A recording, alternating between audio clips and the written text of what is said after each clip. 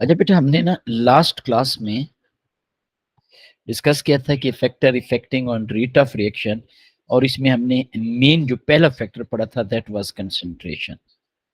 और कंसंट्रेशन में बेटा हम लोगों ने ये चीज़ डिस्कस की थी कि अगर हम कंसंट्रेशन इंक्रीज कर रहे हैं, सक्सेसफुल कोलिजन की फ्रीक्वेंसी इंक्रीज हो रही है। मैं ऑलरेडी आपको बता चुका हूँ कि सक्सेसफुल कोलिजन ये होती है कि colliding particle must have energy equal और ग्रेटर देन एक्टिवेशन एनर्जी, तो रेट ऑफ रिएक्शन इंक्रीज होता है। फिर मैंने दो एग्जाम्पल बताए थे। एक मैंने आपको बताया था कि rate of reaction directly proportional होता है कंसंट्रेशन ऑफ रिएक्टेंट के। इससे रिलेटेड बेटा हमने एक एक्सपेरिमेंट भी मैंने आपको बताया था इस तरीके से। फिर हमने एग्जाम क्वेश्चन भी किया था। फिर हमने कहा था कि अमाउंट ऑफ प्रोडक्ट जो है वो डिपेंड करता है number of moles of limiting reactant. मैंने आपको बताया था कि लिमिटिंग रिएक्टेंट वो रिएक्टेंट होता है which is completely used and stop the chemical reaction. Concentration का यूनिट मोल पर डीएम क्यूब होता है। 1 डीएम क्यूब 1000 cm³ के इक्वल होता है। मोल के लिए हम ये फार्मूला यूज करते हैं, वैसे मोल के लिए मास ओवर एमआर भी यूज करते हैं।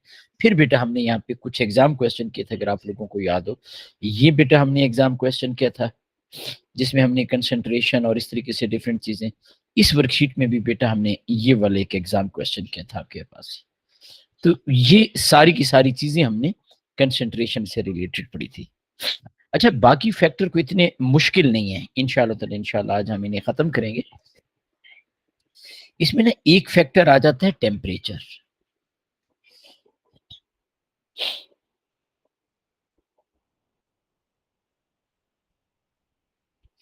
अब आप सबको पता है कि whenever we increase temperature, kinetic energy of particle increase. अब जब काइनेटिक एनर्जी ज्यादा होगी, बेटा आपको पता है काइनेटिक एनर्जी का क्या फार्मूला होता है? तो बच्चा बता सकता है what is the formula of kinetic energy? K dot E is equal to what? जी बेटा, गुड, शाबाश, हाफ एम वी स्क्वायर। अच्छा, हाफ एक कांस्टेंट है, एम मैस होता है, ऑब्वियसली मैस चेंज नहीं होता, तो आपके पास V square, in other word velocity जो होती है मॉलिक्यूल की, वो चेंज होती है जब हमारे पास काइनेटिक एनर्जी चेंज हो।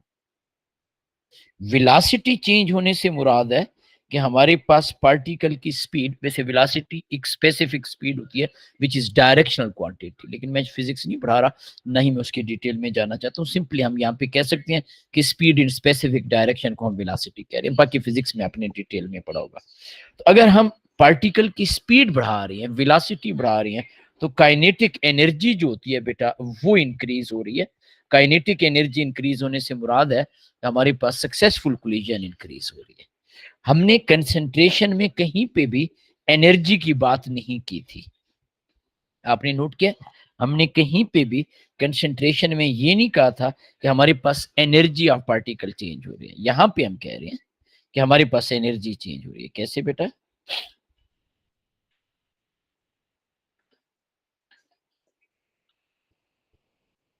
By increasing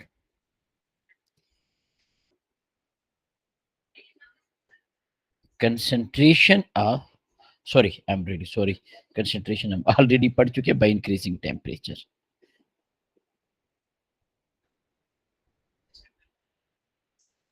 by increasing temperature, kinetic energy of particles.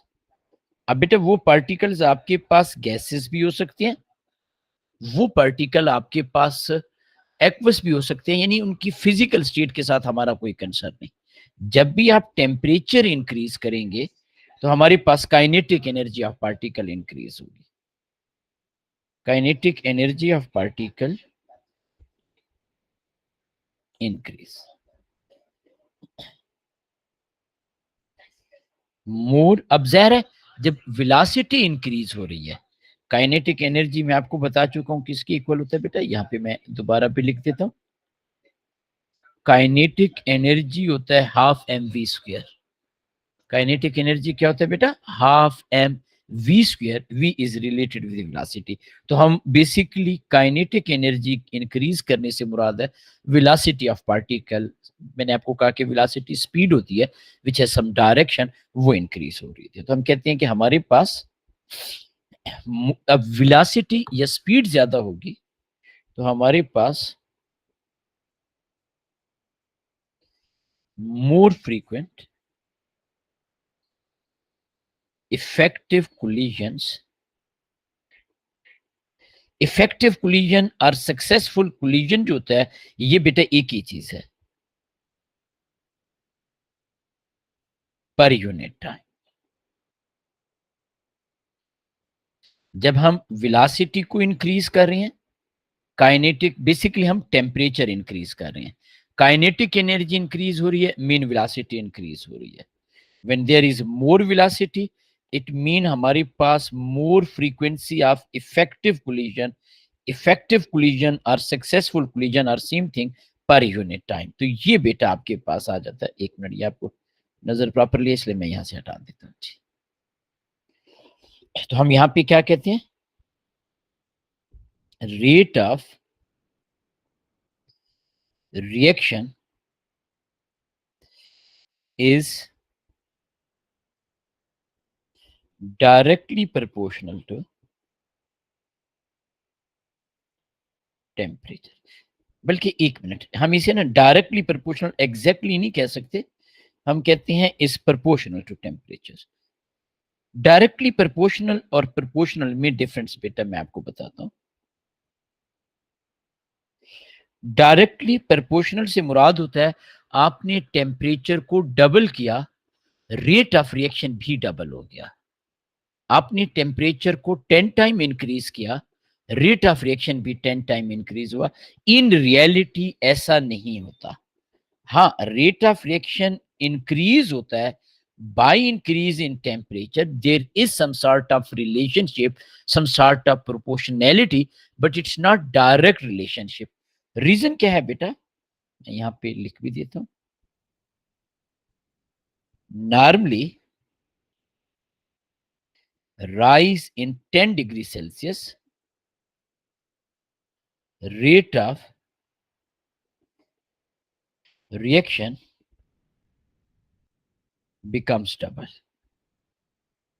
अब देखिए बेटा, आपके पास लेट से टेम्परेचर है 25 डिग्री सेल्सियस और आप 10 डिग्री सेल्सियस इंक्रीज कर रहे हैं 35 डिग्री सेल्सियस। और लेट से हमारे पास यहाँ पे किसी भी गैस का रेट ऑफ फॉर्मेशन है, वैसे मैं एक रेंडमली लिख रहा हूं 2 cm³ पर सेकेंड, तो आपके पास 35 पे ये डबल हो जाएगा 4 cm³ पर सेकेंड। तो आप क्लियरली देख रहे हैं कि हमने टेम्परेचर को डबल नहीं किया लेकिन रेट हमारे पास डबल हो गया। तो पॉइंट इज वेरी सिंपल, जब आप टेम्परेचर इंक्रीज करते हो kinetic energy of particle increase होती है, frequency of effective collision increase हो रही होती है, हमारे पास रेट ऑफ रिएक्शन जो होता है वो इंक्रीज हो रहा होता है, लेकिन it is not directly proportional, it is proportional to temperature. ये बेटा मैंने आपके सामने की एग्जांपल दी। अब है बेटा कोई कंफ्यूजन, कोई प्रॉब्लम जी?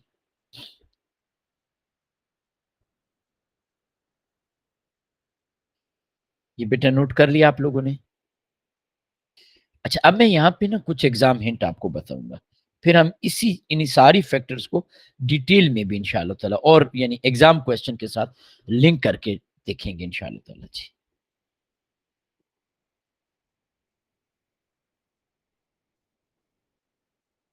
एग्जाम याद रखें बेटा, मैं फिर से कह रहा हूं, बाय इंक्रीजिंग और decreasing concentration there is no effect on energy of particle. मैं लिख देता हूं,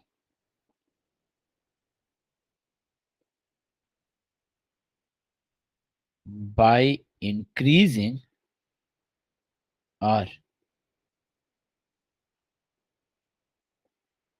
decreasing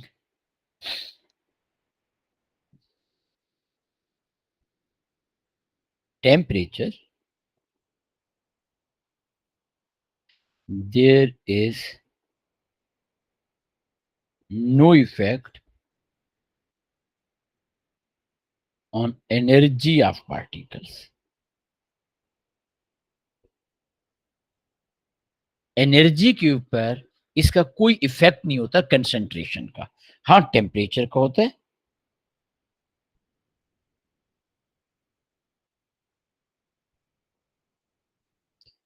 by increasing temperature, energy of particles increase and vice versa। यानी अगर आप टेम्परेचर को डिक्रीज करेंगे, एनर्जी ऑफ पार्टिकल जो होती है वो आपके पास डिक्रीज हो जाएगी, इंक्रीज करेंगे तो एनर्जी ऑफ पार्टिकल इंक्रीज हो जाएगी। जी बेटा वैसे सर एक जी सेकंड जी सर, सॉरी सर। सॉरी नहीं लिखा भी आपने? सर आप जो अभी तक पढ़ा है वो सिर्फ नोट्स बना लो, ताकि आप जी एक जी सेकंड बेटा पीछे कर दें, बिल्कुल जी ताकि बेटा, मैं यहाँ से हम उससे ले लोगों ने लूँ। स्टार्ट किया। जी बेटा मैंने आपको सिर्फ ये बताया, पहले हमने कल वाली चीज रिवाइज की थी, फिर मैंने आपको बताया कि काइनेटिक एनर्जी जो होती है that is equal to half M V square. Half is constant, it's a number. M mass होता है, ये चेंज नहीं होता। वी वेलोसिटी होता है, वेलोसिटी बेसिकली आप फिजिक्स में पढ़ोगे, ये आपके पास स्पीड ही होती है, लेकिन एक स्पेसिफिक डायरेक्शन में स्पीड होती है ना आपके पास, change in distance per unit time in specific direction अगर हो, लेट्स से ईस्ट वेस्ट कोई भी, तो उसे वेलोसिटी हम कहते हैं। फिर बेटा हमने कहा कि हम टेम्परेचर इंक्रीज करते हैं, kinetic energy of particle increase होती है, more frequent effective collision which are also known as successful collision वो इंक्रीज होती है per unit time, mean rate increase हो रहा है। Rate of reaction is proportional, हम ये नहीं कह रहे डायरेक्टली प्रोपोर्शनल। डायरेक्टली प्रोपोर्शनल का मतलब होता है आपने टेम्परेचर को डबल किया, रेट भी डबल हुआ, लेकिन ऐसा इन रियलिटी नहीं होता। Normally it's not hard and fast rule. Normally हम कहते हैं कि हम जब टेम्परेचर को 10 डिग्री सेल्सियस इंक्रीज करते हैं तो ये डबल हो जाता है। तो आप देख सकते हो 25 से लेकर 35, 10 डिग्री सेल्सियस हमने इंक्रीज किया, वैसे एक रेंडम हमने रेट की वैल्यू लिखी, ये डबल होगी। अब टेम्परेचर तो डबल नहीं हुआ, लेकिन ये डबल हुआ। फिर बेटा हमने ये कहा कि कंसंट्रेशन की जब हम बात करते थे तो कंसंट्रेशन से पार्टिकल क्लोज हो जाते थे, more concentrated mean more close. Obviously when they are more close to each other, more chance of collision, यानी फ्रीक्वेंसी ऑफ कोलिजन इंक्रीज हो जाती थी। लेकिन कंसेंट्रेशन एनर्जी के ऊपर कोई इफेक्ट नहीं होता था, no effect on energy. On other hand जब हम टेम्परेचर को इंक्रीज कर रहे होते हैं तो हमारे पास एनर्जी ऑफ पार्टिकल इंक्रीज हो रही होती है, एंड वाइस वर्सा। जी बेटा मोहम्मद।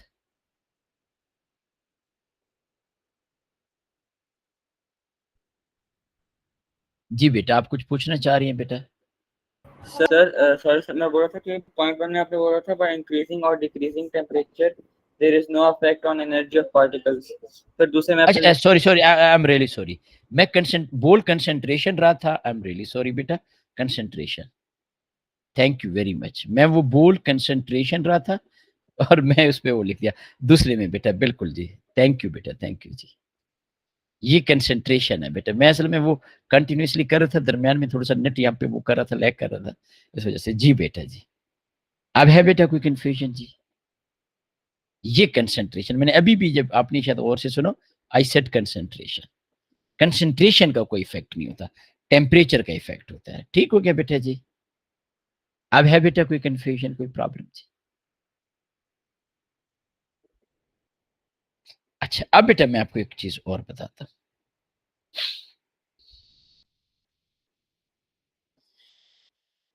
जब हम टेम्परेचर इंक्रीज करते हैं तो हमारे पास पार्टिकल की एनर्जी इंक्रीज होती है। और आपको याद है हमने एक टर्म पढ़ी थी एक्टिवेशन एनर्जी, याद है बेटा आप लोगों को? Minimum amount of energy required to convert reactant into product, याद है बेटा आप लोगों को? एक्टिवेशन एनर्जी, एक्टिवेशन एनर्जी पे कोई इफेक्ट नहीं हो रहा, लेकिन जब हम टेम्परेचर बढ़ाएंगे तो particle which are having energy equal और ग्रेटर देन एक्टिवेशन एनर्जी वो इंक्रीज हो जाती हैं। मैं इस पॉइंट को भी बेटा लिख देता हूं।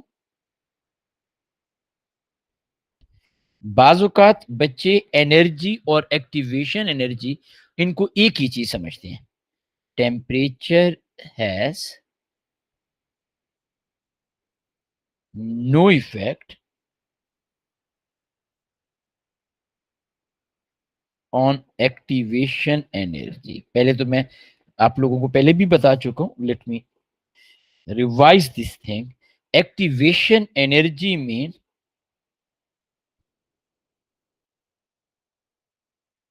minimum amount of energy required to start chemical reaction।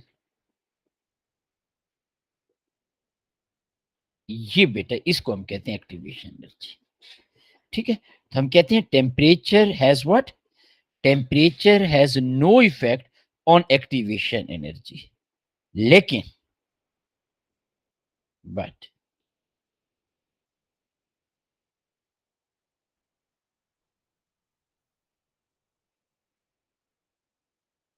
इन दोनों में डिफरेंस को समझिएगा। बाय इंक्रीजिंग टेम्परेचर, अब जाहिर है जब आप टेम्परेचर बढ़ाते हो मॉलिक्यूल की एनर्जी बढ़ती है, तो हम कहते हैं मॉलिक्यूल्स हैविंग एनर्जी इक्वल और ग्रेटर देन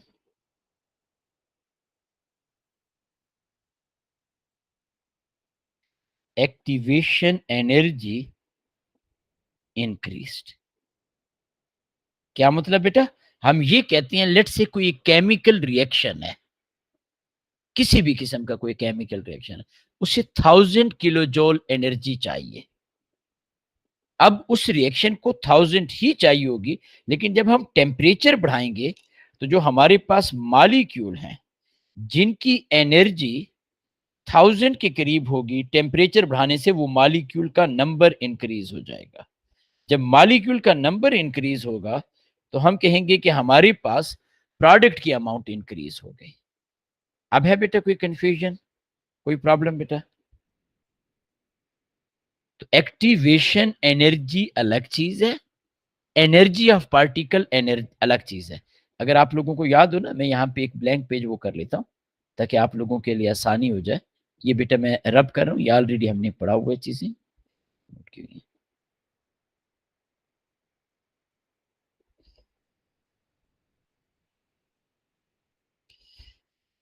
देखिए बेटा आपके पास ना ये रिएक्टेंट है, ये प्रोडक्ट है, ये जो पॉइंट है इसे हम कहते थे एक्टिवेशन एनर्जी, याद है बेटा आप लोगों को? ई हम इसे लिखते थे। अब इस केमिकल रिएक्शन में इसकी वैल्यू चेंज नहीं होगी। अगर इसकी वैल्यू लेट्स से मैंने आपको कहा अभी रफ वैल्यू 1000, बल्कि हम इसे क्योंकि इस डिफरेंस की मैं बात कर रहा हूँ, लेट्स से हम कह देते हैं कि ये हमारे पास है 1700, ये हमारे पास 700 है।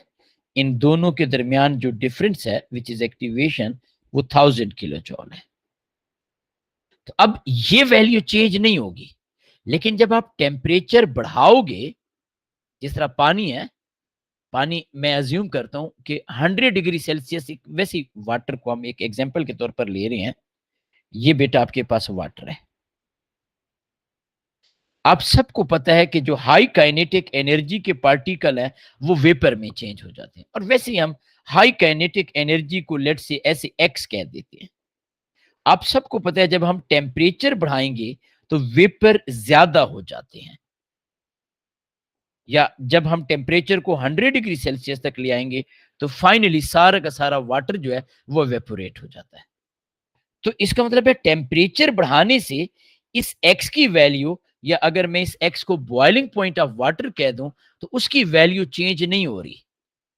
लेकिन टेम्परेचर बढ़ाने से जो मॉलिक्यूल वेपर्स में चेंज हो जाती हैं वो इंक्रीज हो गया।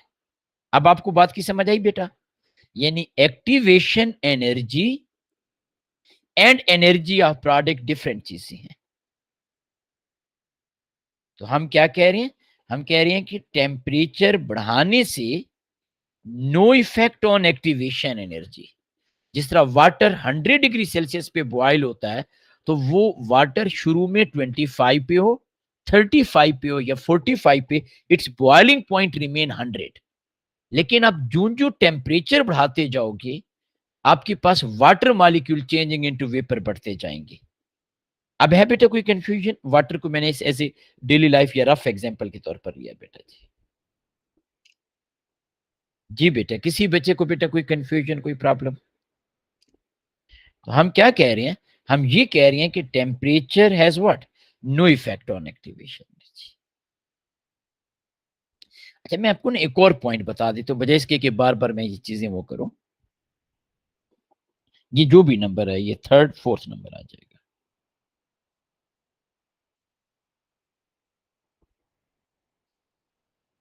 एक्टिवेशन एनर्जी चेंज, नॉर्मली हम कहते हैं डिक्रीज, मैं डायरेक्ट ही डिक्रीज लिख देता हूं।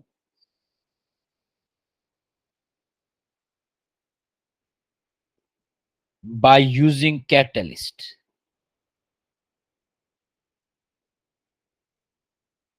यानी आपके पास कैटलिस्ट के अलावा कोई भी और फैक्टर एक्टिवेशन एनर्जी पे इफेक्ट नहीं करता।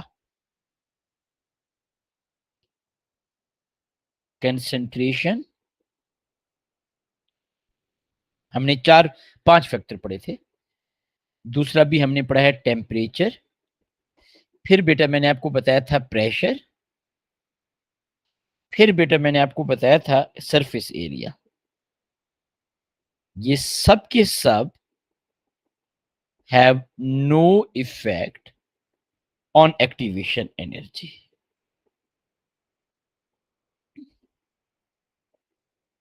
एक्टिवेशन एनर्जी को कौन डिक्रीज करता है? Only one thing, catalyst. इसी तरीके से बेटा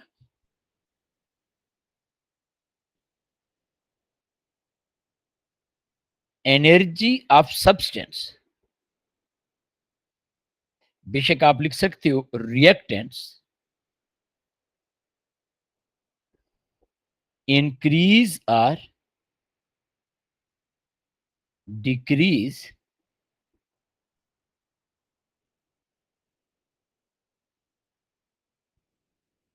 बाय टेम्परेचर ओनली।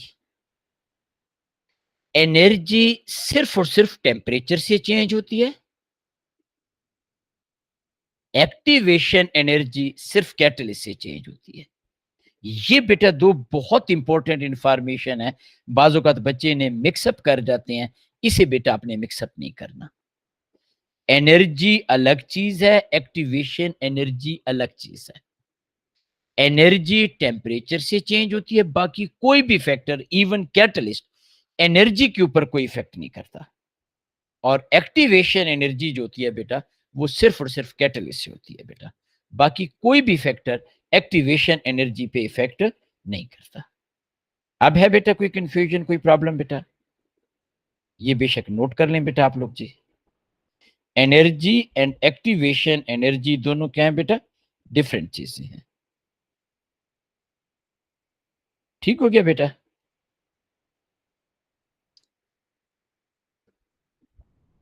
ओके। अब बेटा हम नेक्स्ट फैक्टर डिस्कस करते हैं जी। तो हमारे पास नेक्स्ट फैक्टर क्या है वो बेटा मैं आपको बताता हूँ। हाँ, अब हम आ जाते हैं प्रेशर की तरफ। प्रेशर बहुत ही आसान है, वैसे 3rd फैक्टर है ये। प्रेशर। प्रेशर क्या करता है बेटा? ये ओनली फॉर गैसेस।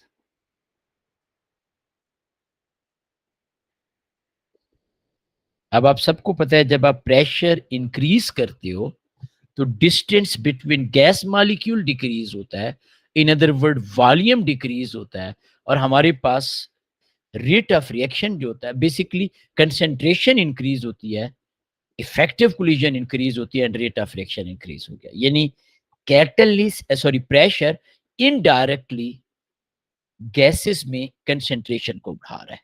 कैसे बेटा? मैं पहले लिखता हूं फिर मैं एक्सप्लेन करता हूं।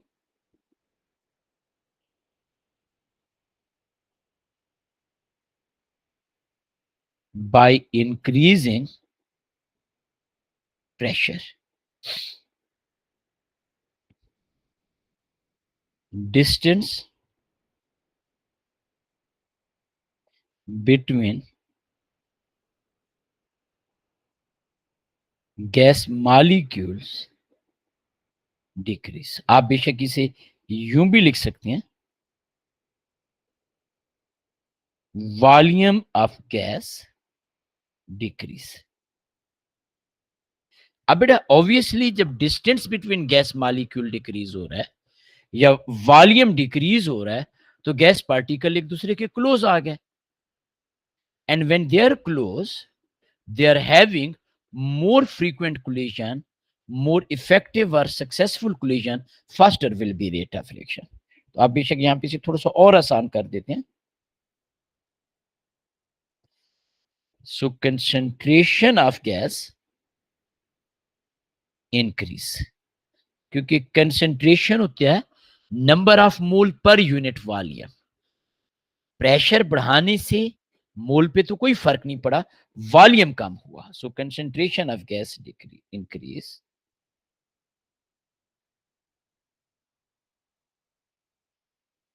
मोर फ्रीक्वेंट, इफेक्टिव भी बेटा आप लिख सकते हो, सक्सेसफुल भी लिख सकते हो, जो आपका दिल करे। सक्सेसफुल कोलिजन यानी ऐसी collision in which colliding particle change into product that is known as successive और effective collision. So more frequent successful collision,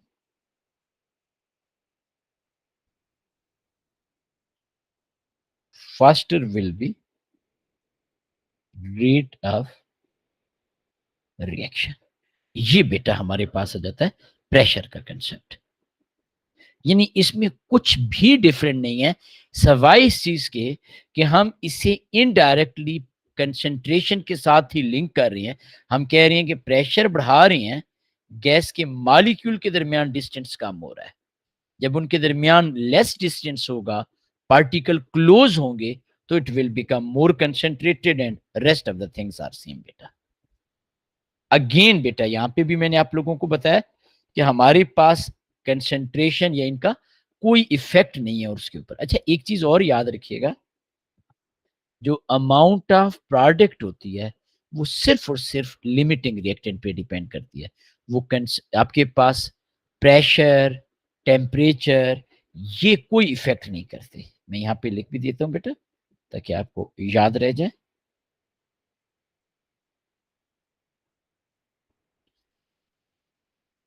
exam hint,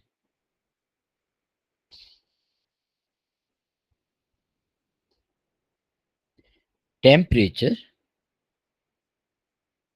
pressure,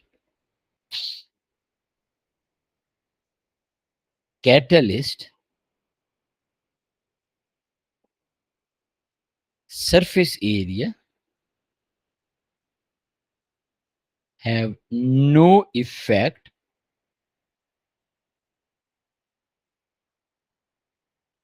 on amount of product। अच्छा इसमें ना मैंने कंसंट्रेशन नहीं लिखा, क्यों? क्योंकि कंसंट्रेशन अगर लिमिटिंग रिएक्टेंट की होगी तो ऑब्वियसली इट विल इफेक्ट। तो यहां पे मैं लिख देता हूं number of moles of limiting reactant. अब हो सकता है लिमिटिंग रिएक्टेंट का एग्जामिनर वॉल्यूम भी हमें दे दे, कंसंट्रेशन भी दे दे, और कंसंट्रेशन को वो चेंज करेगा, ऑब्वियसली मोल चेंज हो सकते हैं। तो इसलिए हम यहाँ पे लिख रहे हैं number of moles of limiting reactants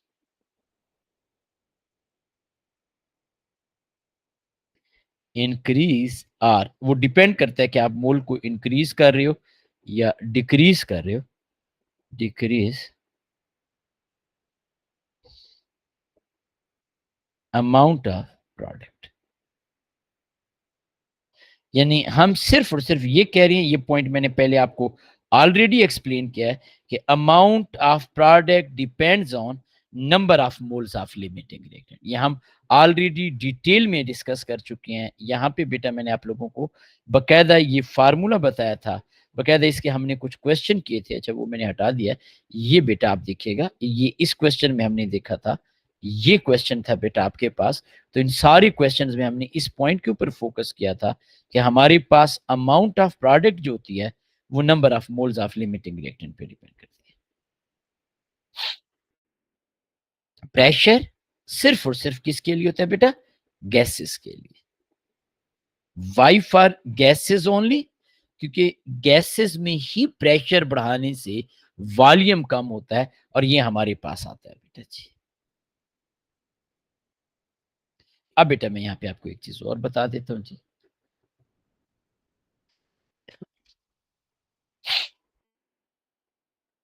surface area,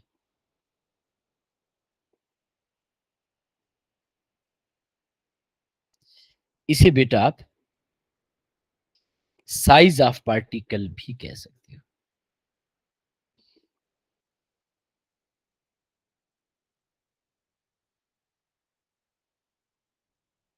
मैं आपको ऑलरेडी डिटेल में बता चुका हूं कि जब हम किसी सॉलिड को पाउडर में कन्वर्ट करते हैं तो सरफेस एरिया इंक्रीज हो जाता है बेटा आपके पास। तो आपके पास वो जो हिडन एरियाज होते हैं, जैसे मैंने आपको एक एग्जांपल बताई थी, ये आपके पास कोई सॉलिड है, आप इसे यहाँ पे डिवाइड करें तो आपके पास ये वाली जो सरफेस है और ये वाली जो सरफेस है, no this is also exposed for the chemical reaction, ये और ये। तो इसका मतलब है कि अब आपके पास टोटल सरफेस ज्यादा एक्सपोज्ड है for the chemical reaction, and faster will be the rate of reaction. तो हम यहाँ पे लिखते हैं by decreasing size of particles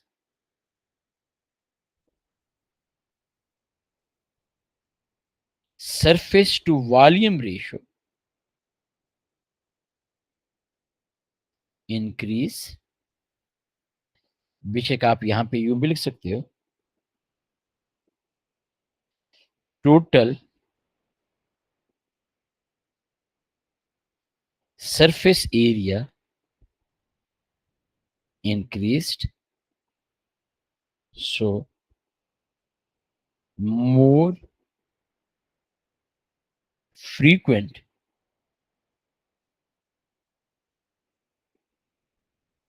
effective collisions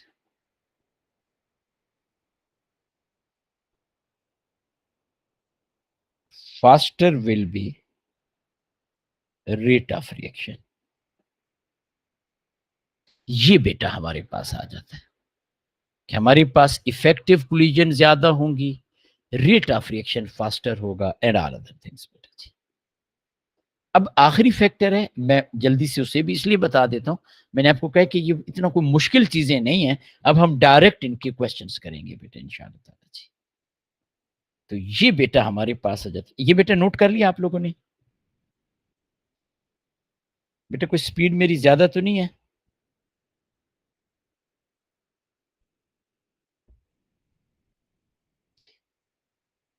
Mohammad कह रहे ज्यादा है। नो सर, उसने थम्स डाउन किया हुआ है बेटा, मैं इसलिए पूछ रहा हूँ जी।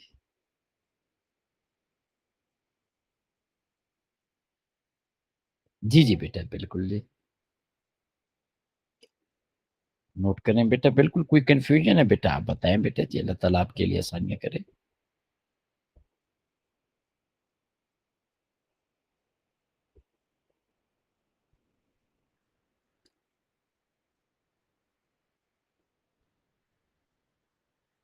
जी बेटा नोट कर लिया है जी, चले अब बेटा ठीक होगी स्पीड मोहम्मद। चले, अल्लाह ताला आपको खुश रखे जी। अब बेटा मैं आपको कैटलिस्ट के बारे में बताता हूँ जी। असल में ये बहुत आसान चीज़ें थी और हम पिछले 3-4 दिनों से इन्हीं चीज़ों के बारे में डिस्कस कर रहे थे, इसलिए मैंने कहा कि चलें इस यूनिट को ख़त्म करते हैं, क्वेश्चंस करते हैं बेटा जी। ये बेटा हमारे पास आ जाता है कैटलिस्ट। अच्छा, कैटलिस्ट जो होता है ना, ये एक सब्सटेंस होता है जो अल्टरनेटिव पाथ हमें प्रोवाइड करता है with the lower activation energy. Normally लोग कहते हैं ना catalyst decrease the activation energy, increase the rate of reaction. In reality catalyst alternative path provide करता है with the lower activation energy. ठीक है, मैं यहां पे लिख देता हूं, फिर आपको समझाता भी हूं बेटा। कैटलिस्ट, बल्कि मैं आपको ना पहले एक बिल्कुल एक सिंपल सी एग्जांपल है, ऐसा आपने इसको एग्जांपल को बेटा याद नहीं करना, कोई टेंशन वाली बात नहीं है, but this will be helpful to understand this thing बेटा। हमने ना रिडॉक्स रिएक्शन पढ़ा है। रिडॉक्स रिएक्शन में हम कहते हैं एक सब्सटेंस ऑक्सीडाइजिंग एजेंट होता है और एक रिड्यूसिंग एजेंट होता है। ये लेट्स से S2O8 -2 हम कह देते हैं ये एक स्ट्रॉन्ग ऑक्सीडाइजिंग एजेंट है। बेटे इस एग्जाम्पल को कोई याद नहीं करना, लेकिन this example will give you idea about the catalyst. Iodide ion, ये बेटा हम पढ़ चुके हैं, ये रिड्यूसिंग एजेंट है। अच्छा, जब इनका रिएक्शन होता है तो ऑब्वियसली एक ऑक्सीडाइज हो जाता है, एक रिड्यूस हो जाता है। अब ना हमने इसी यूनिट में पढ़ा है रिएक्शन के लिए दो चीजें कंपलसरी हैं। कितनी चीजें बेटा? दो। Number one, particle must collide with each other. Number two, their energy must be equal और ग्रेटर देन एक्टिवेशन एनर्जी। अब बेटा अगर हम यहां पे देखें तो इसके ऊपर चार्ज है नेगेटिव, ये देख सकते हैं बेटा आप, नेगेटिव। और यहां पे भी बेटा आपके पास चार्ज है नेगेटिव, ये बेटा। और सिमिलर चार्जेस रिपेल करते हैं। क्या करती हैं बेटा? रिपेल करते हैं। जब सिमिलर चार्जेस रिपेल करते हैं तो ये तो कम कोलाइड करेंगे, और जब ये लेस कोलाइड करेंगे तो हमारे पास रेट ऑफ रिएक्शन स्लो होगा। लेकिन अगर इसी कंटेनर में, अब आप मेरी बात को समझिएगा, इसी कंटेनर में जहां पे S2O8 -2 है, आयोडाइड आयन है, अगर हम आयरन 2 को ऐड कर दें। अच्छा, आयरन की ना दो ऑक्सीडेशन स्टेट होती हैं, आयरन 2 और आयरन 3। ये ट्रांजिशन मेटल है। मैंने आपको बकायदा आयंस की शीट भी दी थी, उसमें आपको बताया था कि transition metals have variable oxidation state, they have more than one oxidation state.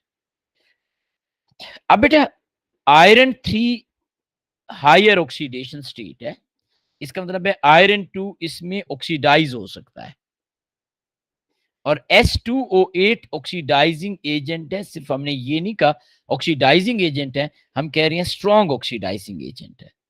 तो होता क्या है, ये बेटा S2O8 -2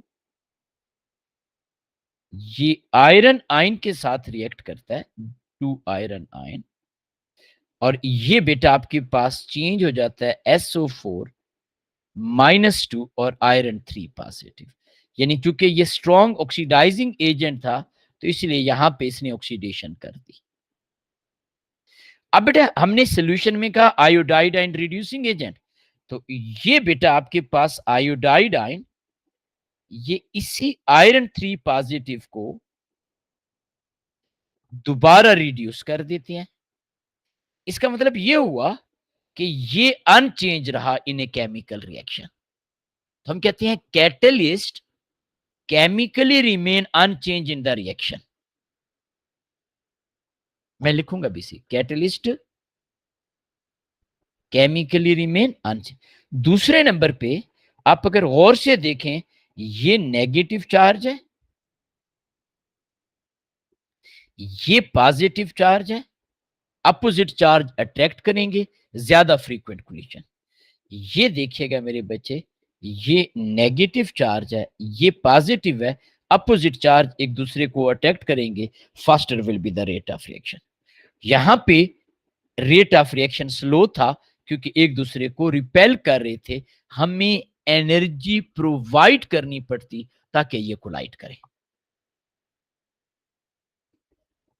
अब मैं फिर से रिपीट कर रहा हूं, मैंने दो बातें आपको समझाई हैं। एक मैंने आपको ये कहा है कि कैटलिस्ट अनचेंज रहता है, क्या रहता है, ये इक्वेशन कोई याद करने की जरूरत नहीं है, नो नीड फॉर दैट।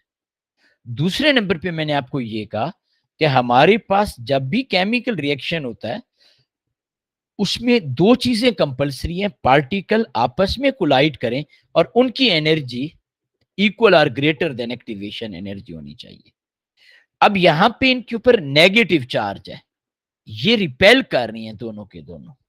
जब ये दोनों रिपेल करेंगे तो we need to provide extra energy ताकि ये आपस में कोलाइड करें, तो हमें ज्यादा एनर्जी चाहिए, रिएक्शन हमारा स्लो होगा। रिएक्शन क्या होगा, स्लो। यहां पे ये नेगेटिव, ये पॉजिटिव, ये नेगेटिव, ये पॉजिटिव, ये इजीली कोलाइड करेंगे, हमें एक्स्ट्रा एनर्जी नहीं चाहिए, रिएक्शन फास्ट होगा। तो इन रियलिटी ये जो चीज है जिसे हम सर्कल कर रहे हैं, ये कैटलिस्ट है, ये खुद अनचेंज रहा, इसने एक नया पाथ हमें दिया for a chemical reaction with the lower activation energy, यानी जहां पे पार्टिकल इजीली कोलाइड हो सकते हैं, इजीली प्रोडक्ट में चेंज हो सकते हैं। ये बेटा एक आपको कंसेप्ट के लिए मैंने टीच किया, आपको इन एक्चुअली ये पता होना चाहिए। मैं इधर आ जाता हूं, किधर किया थी, यहां पे कैटलिस्ट। पहले तो कैटलिस्ट क्या होता है, a substance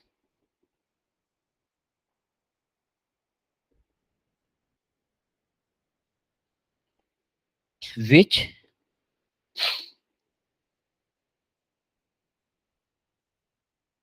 increase rate of reaction। अच्छा, आपको ना बहुत सारी पास पेपर में ये भी लिखा हुआ मिलेगा बाय डिक्रीजिंग एक्टिवेशन एनर्जी, लेकिन इन रियलिटी क्या होता है, by providing alternative path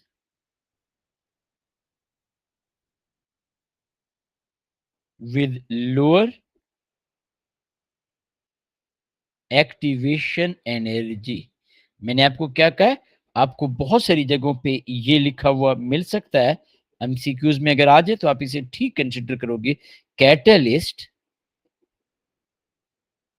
decreases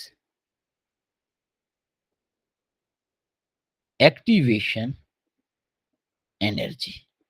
catalyst क्या करता है बेटा, एक्टिवेशन एनर्जी को डिक्रीज करता है।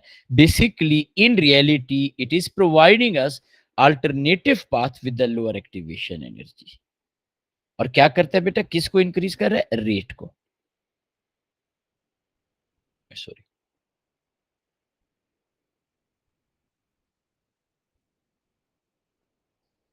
Catalyst chemically remains unchanged. अच्छा बेटा, मैंने यहां पे केमिकली लिखा है, उसकी रीजन ये होती है कि इन सम केसेस इसकी फिजिकल स्टेट स्लाइटली चेंज हो सकती है। यानी फिजिकल स्टेट से मुराद है आपने पाउडर डाला, हो सकता है कि वो थोड़ा सा आपके पास यानी सॉलिड चंक हो और पाउडर में चेंज हो जाए। Some time slight variation in the colour भी हो सकता है, डिपेंडिंग रिएक्शन। लेकिन हम कहते हैं केमिकली इट इज अनचेंज, इसके ऊपर कोई फर्क नहीं पड़ता जी। अब देखें बेटा, मैं यहां पे लिख रहा हूं, फॉर एग्जाम्पल हाइड्रोजन पर ऑक्साइड,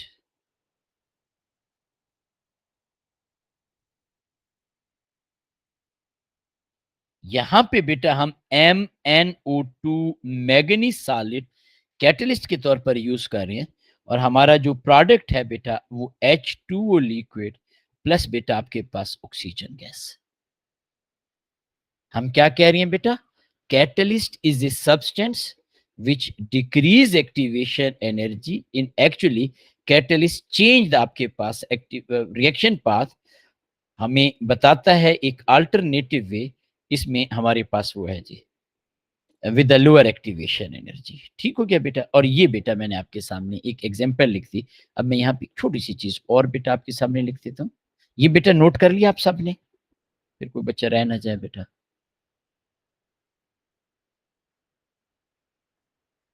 जी बेटा आप सबने नोट कर लिया है?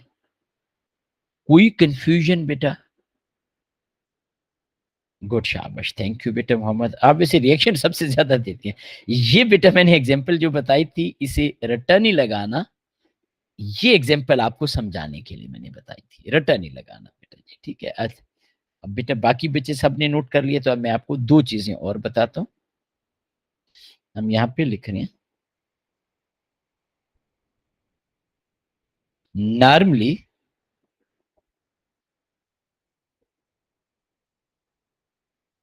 transition metals are compounds of transition metals normally बेटा जरूरी नहीं है बेटा used as catalyst। फिर बेटा कुछ हमारे पास मॉलिक्यूल होते हैं, बायोलॉजिकल मॉलिक्यूल जो लिविंग ऑर्गेनिज्म में होते हैं, जैसे ह्यूमन बीइंग है, उनको हम कहते हैं एंजाइम।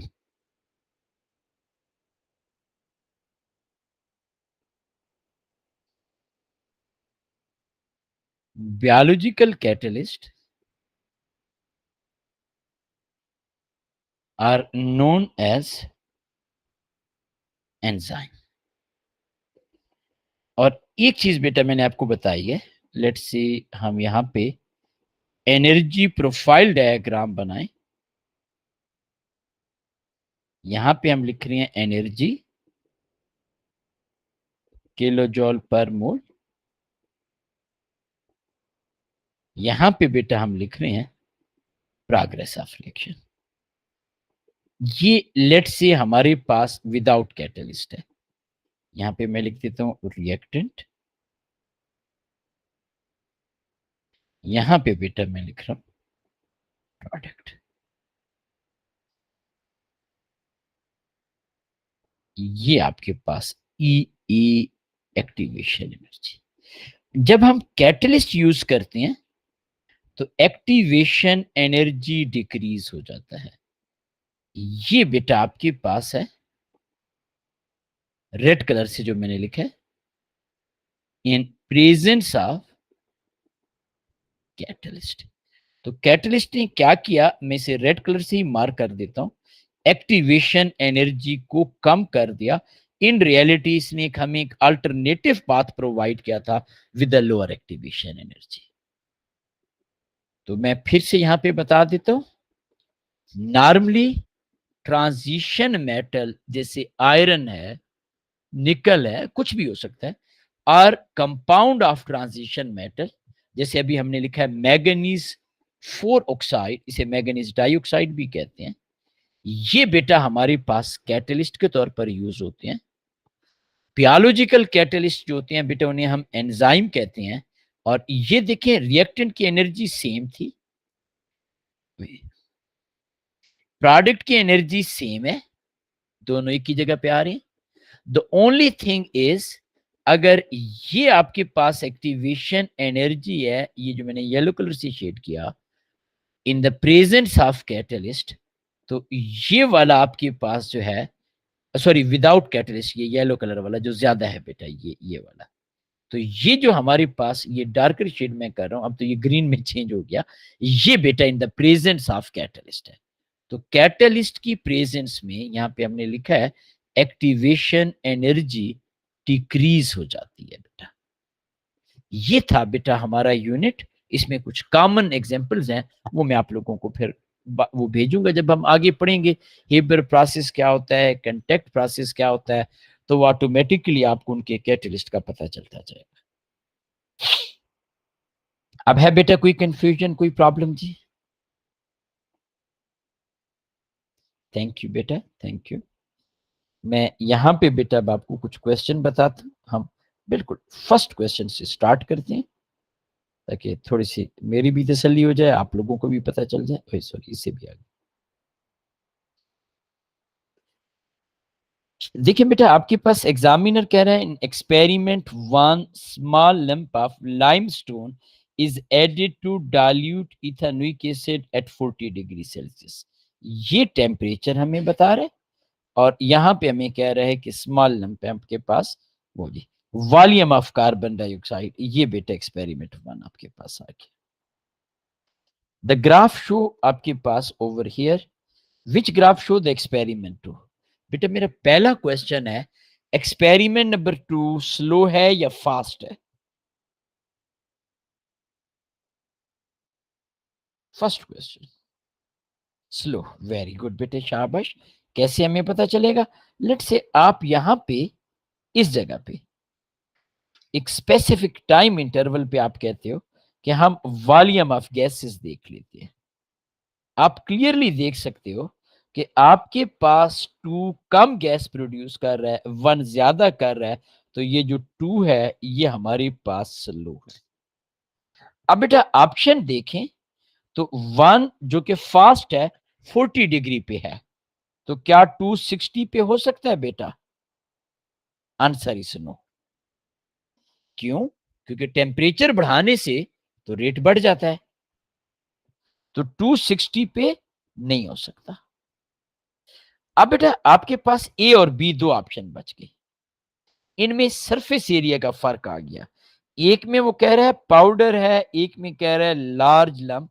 तो आपको पता है पाउडर में surface to volume ratio increase होती है, रेट ऑफ रिएक्शन इंक्रीज होता है, लिहाजा बी भी रॉन्ग है। So what is our right answer बेटा? तो ये बेटा हमारे पास प्रॉपर आंसर है। तो आपने नोट क्या किया बेटा? स्टेप नंबर 1 आपने जो इंफॉर्मेशन गिवन है उसे नोट किया। स्पेशली यहां पे टेम्परेचर प्रोवाइडेड था, हमने टेम्परेचर को नोट किया। स्मॉल लंप लिखा हुआ था वो बेटा हम लोगों ने नोट किया। अब हमने ये डिसाइड किया बाय यूजिंग ग्राफ कि विच रिएक्शन इज फास्टर और स्लोअर। तो वी नो दैट कि एक्सपेरिमेंट 2 इज स्लो। मैंने बकायदा आपको लाइन ड्रॉ करके बताया कि अगर लेट से हम यहाँ पे 20 सेकेंड कह देते हैं तो 20 सेकेंड में 1 is giving more volume of gas. इसका मतलब है कि टेम्परेचर 40 से ज्यादा नहीं होना चाहिए। 60 वालों को हमने इलिमिनेट कर दिया। अब आपके पास ए और बी बच गए। ए और बी में बेटा साइज ऑफ पार्टिकल आपके पास आ गया। चूंकि रिएक्शन स्लो है, साइज ऑफ पार्टिकल लार्ज होना चाहिए, सो ए इज द आंसर। अब बेटा मुझे बताएं किसी बच्चे को कोई कंफ्यूजन, कोई प्रॉब्लम बेटा? नहीं है बेटा?